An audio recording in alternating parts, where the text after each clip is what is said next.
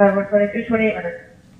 Back on November 29th of 2015, just after midnight, Brooklyn Park police officer responded to a complaint of loud music coming from a vehicle in northern Brooklyn Park.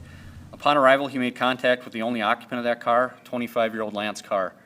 The officer determined that Carr had an outstanding felony warrant for his arrest.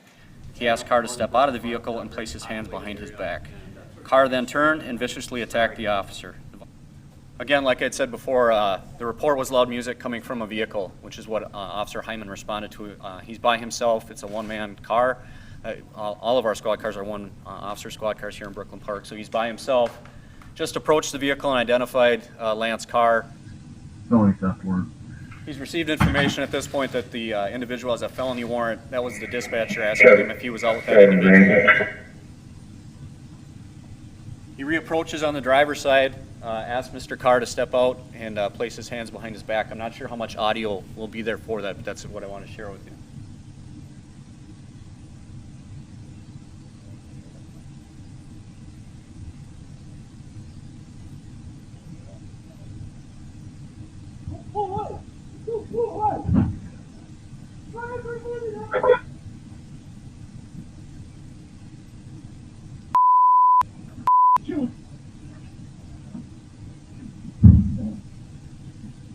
Let's go!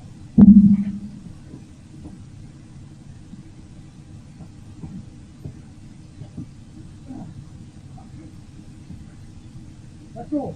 Let's go! 500 units calling to me.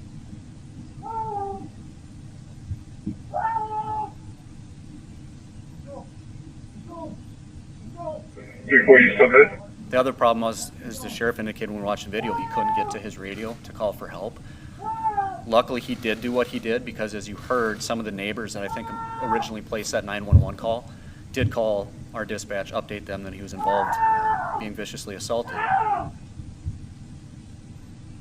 2100 on Scott Lane status. I have a party on the line saying there's an officer there being assaulted. 520, we're all in room. 509, hold the van. Emergency traffic keys may all use credit card.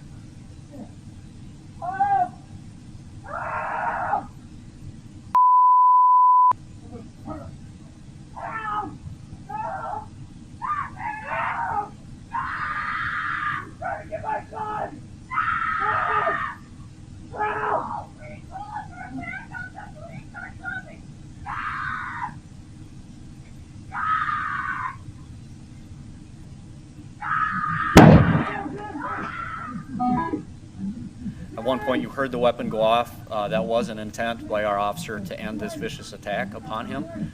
After that was not successful, he actually did something to his weapon to make it useless for both him and the suspect. The fact that that weapon was discharged, the officers that were responding to the scene didn't have that information. It was actually reported, I believe, to dispatch. I don't know that they had time to report that back. So when they pulled up, all they knew was what they saw is a car on top of the officer. So that's why they went in and used the taser to subdue him. Had they known that he had been his firearm had been taken from him and he attempted to use deadly force, the response may have been different. You can clearly hear those sirens, but he did not disengage.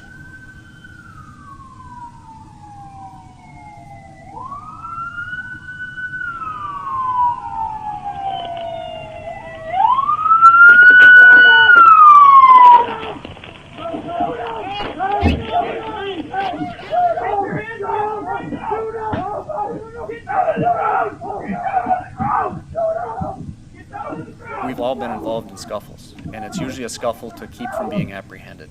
So as soon as I break away from you, I'm going to run from the scene. This, and I think Officer Hyman quickly learned too, that this was not an attempt to escape. This was an attempt to kill him. And I think that's what brought that much more adrenaline to Officer Hyman. 5122, we've got one in custody. I need north line fire on the rest now.